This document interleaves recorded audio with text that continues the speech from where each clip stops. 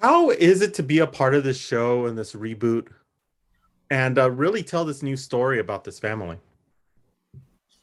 Hi, Michael. My name is Nitzia. I play Anna, and it feels amazing to be part of a positive content that represents our community in the best way possible.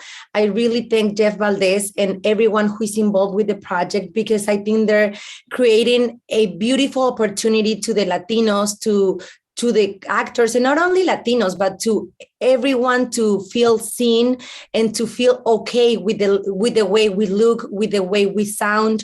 I was so afraid like a couple years ago because I moved from Mexico and I was so worried about the accent, like, oh my God, the accent. And I have to work on it and I have to do this and that. And in order to make it in Hollywood, you have to look or sound different.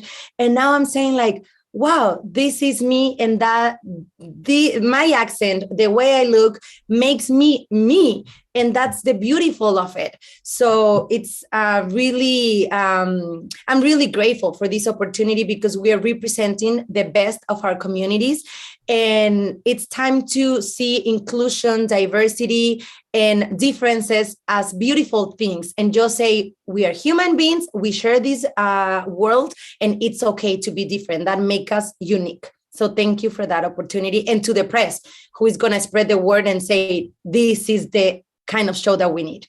Excellent. And the one question I want to ask both of you is the fact that like being Latino and growing up Latino, you didn't see us like this ever in shows in the 80s, showing my age. How important are stories like this in this community, especially like the Garcias, that need to be seen?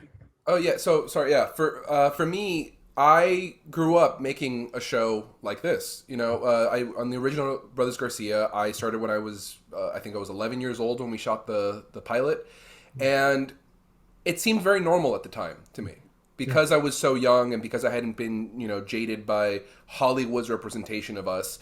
It just seemed like, oh, this is. I didn't even feel like I was on a Latin show. I just felt like I was on a family show. It wasn't until later when people were telling me how groundbreaking the show was, that we were the first Latin American, full cast with a Latin American crew and writers and directors on primetime American television. I didn't know any of that until later. And so I got to really just experience that, and I got to share that with a generation that grew up being able to watch the show and be like, oh, I'm normal. I'm seeing myself represented on TV, not as a criminal or some other degenerate, but just my family being represented. Us sitting around the dinner, the dinner table, eating a meal, us, bickering and fighting, but still loving each other at the end of the day. Like, todo para la familia was, such a big part of the show. That's why it's so part of our tagline. And then when the show finished, it was a 20-year drought where I'm continuing to try and act, and I'm being sent out for roles as an ex-convict, drug dealer, drug smuggler. Those were the roles that I was being sent out for.